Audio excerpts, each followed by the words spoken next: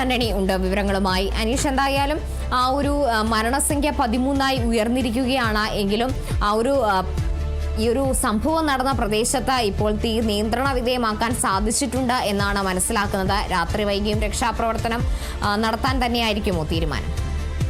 തീർച്ചയായും അതുതന്നെയാണ് Vadakkanchery MLA saver Chittilappilly വ്യക്തമാക്കിയത്. രാത്രി വൈകിയാലും തെരച്ചിൽ തുടരും.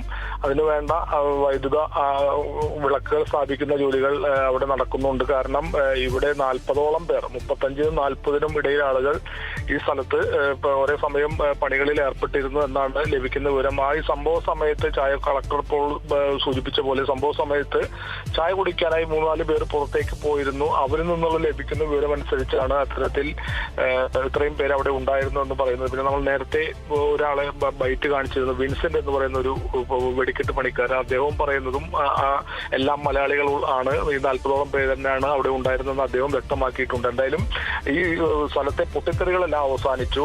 അവിടെ പരിശോധന നടത്തുകയാണ്. കൂടുതൽ ആളുകൾ അവിടെ ഉൾപ്പെട്ടിട്ടുണ്ടോ അങ്ങനെയുള്ള കാര്യങ്ങൾക്കൊക്കെ കണ്ടെത്തുന്നതിനായി പരിശോധന ഫയർഫോഴ്സിന്റെയും പോലീസിന്റെയും ഒക്കെ നേതൃത്വത്തിൽ പരിശോധന നടത്തുന്നു. നേരത്തെ ഡ്രോൺ ഉപയോഗിച്ചുള്ള പരിശോധന നടത്തിയിരുന്ന റോബോട്ടിനെ, ഫയർഫോഴ്സിന്റെ നേതൃത്വത്തിൽ റോബോട്ടിനെ എത്തിച്ച് പരിശോധന നടത്താനുള്ള നീക്കങ്ങളും നടന്നിരുന്നു. ഇപ്പോൾ വിശദമായ പരിശോധന അവിടെ നടന്നു വരികയാണ്. കൂടുതൽ ആളുകൾ അവിടെ ഉൾപ്പെട്ടിട്ടുണ്ടോ എന്നുള്ളത് ഉൾപ്പെടെ കണ്ടെത്തുന്നതിനായി. എന്തായാലും ഈ പരിക്കേറ്റവരെ ഭൂരിഭാഗം പേരെയും തൃശൂർ മെഡിക്കൽ കോളേജിലേക്കാണ് എത്തിച്ചിട്ടുള്ളത്. എന്തായാലും 13 മരണം ഇപ്പോൾ സ്ഥിരീകരിച്ചിട്ടുണ്ട്. ഈ മരിച്ചവരുടെ പോസ്റ്റ്മോർട്ടം ഉൾപ്പെടെ ഇൻക്വസ്റ്റ് നടപടികൾ ഉൾപ്പെടെ ഇന്ന് തന്നെ നടത്താനുള്ള ഒരു നീക്കത്തിലാണ് മെഡിക്കൽ കോളേജ് അധികൃതരുള്ളത്. അവിടെ ലീവിലോ അവധിയിലോ ഉള്ള ഡോക്ടർമാരെ എല്ലാം അടിയന്തരമായി കളക്ടർ ഇടപെട്ട് തിരിച്ചു വിളിച്ചിട്ടുണ്ട്. മാത്രമല്ല വിദഗ്ധരായ ഡോക്ടർമാരെ പാലക്കാട്, എറണാകുളം ജില്ലകളിൽ നിന്നും തൃശ്ശൂരിലേക്ക് വിളിച്ച് വരുത്തിച്ചിട്ടുണ്ട്. അതുമായി ബന്ധപ്പെട്ട് ഈ കൂടുതൽ കാഷ്വാലിറ്റി എന്തെങ്കിലും വന്നാൽ അത് ഉൾപ്പെടെ നേരിടുന്നതിനായി തൃശൂർ മെഡിക്കൽ കോളേജ് സജ്ജമെന്നാണ് സൂപ്രണ്ട് ഉൾപ്പെടെയുള്ളവർ, കളക്ടർ ഉൾപ്പെടെയുള്ളവർ പ്രതികരിച്ചില്ല. എന്തായാലും മന്ത്രിമാരെ കെ രാജനും വാസവനും ഉൾപ്പെടെയുള്ളവർ സംഭവ സ്ഥലത്തേക്ക് തിരിച്ചിട്ടുണ്ട്. അതുമായി ബന്ധപ്പെട്ട് വിവിധ ജനപ്രതിനിധികളും രാഷ്ട്രീയ കക്ഷി നേതാക്കളും ഉൾപ്പെടെയുള്ളവർ എത്തിയിട്ടുണ്ട്. പോലീസ് സംവിധാനങ്ങളെല്ലാം അവിടെ എത്തിയിട്ടുണ്ട്. ജില്ലയിലെ പോലീസ് സംവിധാനങ്ങളെല്ലാം ഈ പ്രദേശത്ത് എത്തിയിട്ടുണ്ട്. അതിൽ തൃശൂർ സിറ്റി പോലീസ് കമ്മീഷണറും അതുപോലെ DIG ഉൾപ്പെടെയുള്ളവർ വളരെ നേരത്തെ തന്നെ അവിടേക്ക് എത്തിക്കഴിഞ്ഞു. മാത്രമല്ല തൃശ്ശൂരിലെ ഒരുവിധം ആംബുലൻസുകളെല്ലാം സംഭവ സ്ഥലത്തേക്ക് എത്തിച്ചു എന്നുള്ളതൊക്കെ രക്ഷാപ്രവർത്തനത്തിന്റെ വേഗത കൂട്ടാനായി. എന്തായാലും ഈ സംഭവ സ്ഥലത്ത് ഇപ്പോൾ പരിശോധന കൂടുതൽ നടത്തി വരുന്നതുമായി ബന്ധപ്പെട്ട് 2 കൺട്രോൾ റൂമുകളും തുറന്നിട്ടുണ്ട്. അതിന്റെ സാഹചര്യങ്ങളിൽ വിവരങ്ങൾ അറിയുവാനായി. ഒന്ന് തുറന്നിട്ടുള്ളത് മുണ്ടത്തിക്കോട് വില്ലേജ് ഓഫീസിലാണ്. അവിടെ ഒരു മൊബൈൽ നമ്പറും കൊടുത്തിട്ടുണ്ട്. 85 47 61 46 20 എന്നീ നമ്പറിൽ മുണ്ടത്തിക്കോട് വില്ലേജ് ഓഫീസുമായി ബന്ധപ്പെടാൻ. തൃശൂർ താലൂക്ക് ഓഫീസിലും കൺട്രോൾ റൂം തുറന്നിട്ടുണ്ട്. അവിടെ 0488 42 3226 എന്ന നമ്പറിലും എന്തെങ്കിലും വിവരങ്ങൾ അറിയുവാനായി പൊതുജനങ്ങൾക്ക് ഉൾപ്പെടെ ബന്ധപ്പെടാനുള്ള സൗകര്യവും ഒരുക്കിയിട്ടുണ്ട്. എന്തായാലും പരിശോധന അപകട സ്ഥലത്ത് നടക്കുകയും നമുക്കറിയാം തൃശൂർ പൂരം ഇങ്ങ് പടിവാതിക്കൽ എത്തി നിൽക്കുകയാണ്. വെറും 5 ദിവസം മാത്രമാണ് ബാക്കിയുള്ളത്. ഇത് 24-ാം തീയതി വൈകിട്ടായിരുന്നു സാമ്പിൾ വെടിക്കെട്ട്. 7 മണിക്കാണ് സാമ്പിൾ വെടിക്കെട്ട് നിശ്ചയിച്ചിരുന്നത്. മാത്രമല്ല തൃശൂർ പൂരത്തിന്റെ പ്രധാന വെടിക്കെട്ട് നടത്തേണ്ടതുണ്ട്. അത് കൂടാതെ ഉപചാരം ചൊല്ലി പിരിയലിന് ശേഷം ഒരു വെടിക്കെട്ടുണ്ട്. ഈ വെടിക്കെട്ടിന് ഉൾപ്പെടെയുള്ള തിരുവമ്പാടി വിഭാഗത്തിന്റെ സാമഗ്രികൾ, വെടിക്കെട്ട് കോപ്പുകളാണ്, സാമഗ്രികളാണ് ഈ മുണ്ടത്തിക്കോടുള്ള ഈ പാടത്തിന് നടുവിലുള്ള പറമ്പിലുള്ള വെടിക്കെട്ട് പുരകളിൽ നിർമ്മിച്ചു വന്നിരുന്നത്. ദിവസങ്ങൾക്ക് മുന്നേ തന്നെ അതിന്റെ നിർമ്മാണം ആരംഭിക്കുകയാണ്. നമ്മൾ ഉൾപ്പെടെയുള്ള മാധ്യമങ്ങൾ ഇന്ന് രാവിലെ വെടിക്കെട്ട് പുരയ്ക്ക് സമീപത്ത് ഈ വെടിക്കെട്ട് ഒരുക്കങ്ങളെ കുറിച്ചുള്ള സ്റ്റോറി ചെയ്യാനായി ദൃശ്യങ്ങൾ എടുക്കുകയും ഒക്കെ ചെയ്തതാണ്. അതിനുശേഷം ഇന്ന് ഉച്ചയ്ക്ക് ശേഷം 3:30-ഓടെയാണ് ഈ ദാരുണമായ ഈ സംഭവം ഉണ്ടായത്. വളരെ വലിയ പ്രകമ്പനത്തോടെയാണ് ഈ വെടിക്കെട്ട് സാമഗ്രികളെല്ലാം വൻ ശബ്ദത്തോടെയും പ്രകമ്പനത്തോടെയുമാണ് പൊട്ടിത്തെറിച്ചത്. ആകാശം മുട്ടെ പുകയും തീയും ഒക്കെ ഉയർന്നു. പല അമിട്ടുകൾ ഉൾപ്പെടെയുള്ള സാമഗ്രികൾ ആകാശത്ത് പോയി പൊട്ടുന്ന ഒരു സാഹചര്യം കൂടി ആ ദൃശ്യങ്ങളിൽ നിന്നൊക്കെ, അതിന്റെ പൊട്ടുന്ന ദൃശ്യങ്ങളൊക്കെ സമീപവാസികൾ മൊബൈൽ ഫോണിലും മറ്റും പകർത്തിയ ദൃശ്യങ്ങളൊക്കെ പുറത്തു വന്നിരുന്നു.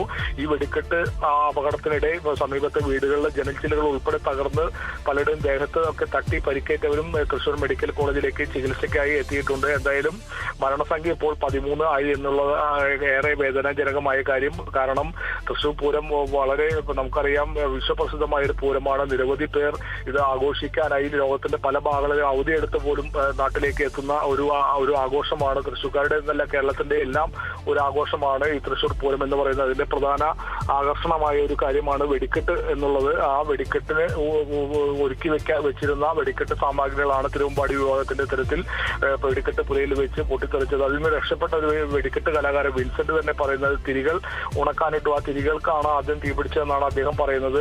സാധാരണഗതിയിൽ ഈ തിരികളെല്ലാം വെയിലത്ത് തന്നെയാണ് ഉണക്കാറ്. അങ്ങനെ ഒരു അപകട സാധ്യത ഇതുവരെ ഉണ്ടായിട്ടില്ല എന്നാണ് അദ്ദേഹം. തിരികൾക്ക് തീപിടിക്കുന്ന ഒരു സാഹചര്യം ഉണ്ടായില്ല. വെയിലിന്റെ കാഠിന്യം കൊണ്ടാണ് ഇത്തരത്തിൽ തീപിടിച്ചതെന്നുള്ള ഒരു സൂചനയാണ് അദ്ദേഹം പറയുന്നത്. എന്തായാലും പൊടുന്നനെ ഈ തിരിയിൽ നിന്നുള്ള തീ മറ്റു വെടിക്കെട്ട് സാമഗ്രികളിലേക്ക് പടരുകയും വൻ പൊട്ടിത്തെറി ഉണ്ടാകുക. അതിനിടെയാണ് ഇദ്ദേഹം അവിടെ നിന്ന് ഓടി രക്ഷപ്പെട്ടത്. അദ്ദേഹത്തിന് കാര്യമായി പരിക്കുകളൊന്നുമില്ല എന്നുള്ളൊരു ആശ്വാസകരമായ കാര്യമാണ് രക്ഷപ്പെട്ടവർ. അതുപോലെ തന്നെ ചായ കുടിക്കാനായി ആ സമയത്ത് പുറത്തു പോയവരും രക്ഷപ്പെട്ടവരിൽ പെടും.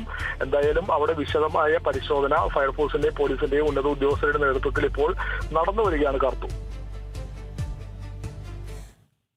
അനീഷ് നേരത്തെ സൂചിപ്പിച്ചതുപോലെ ഇപ്പോൾ ഈ മോർച്ചറിയിലേക്ക് മാറ്റിയിട്ടുള്ള മൃതദേഹങ്ങൾ തിരിച്ചറിയാൻ ഉൾപ്പെടെയുള്ള സജ്ജീകരണങ്ങളോ അതുമായി ബന്ധപ്പെട്ട ഒരുക്കങ്ങൾ എന്തെങ്കിലും ഈ ആശുപത്രിയിൽ സജ്ജമാക്കിയിട്ടുണ്ടോ?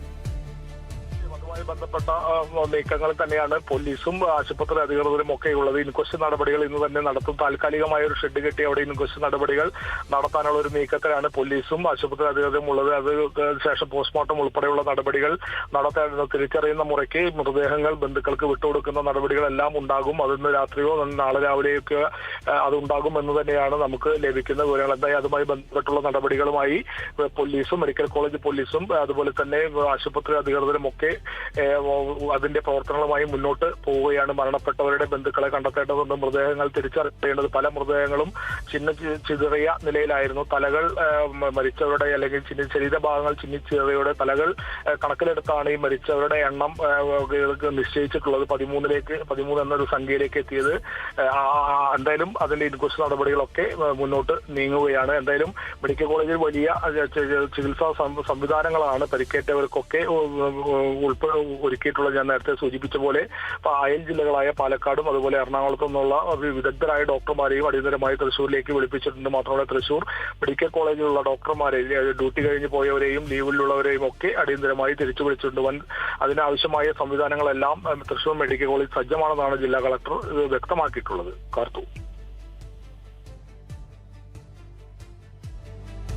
ശരി, എന്തായാലും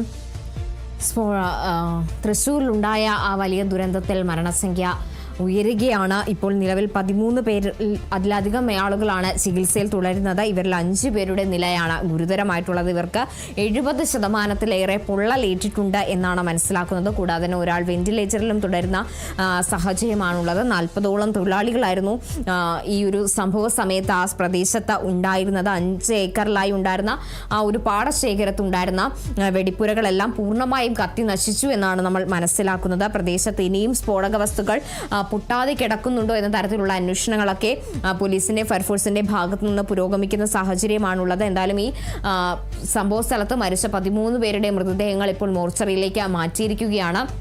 ഇനി മൃതദേഹങ്ങളടക്കം തിരിച്ചറിയാനുള്ള നടപടിക്രമങ്ങൾ ആരംഭിക്കേണ്ടതുണ്ട്. ഇൻക്വസ്റ്റ് നടപടികളൊക്കെ പുരോഗമിച്ച് വരികയാണ്. ഡി ബിനോയും അനീഷ് ആന്റണിയുമാണ് വിവരങ്ങൾ നൽകിയത്.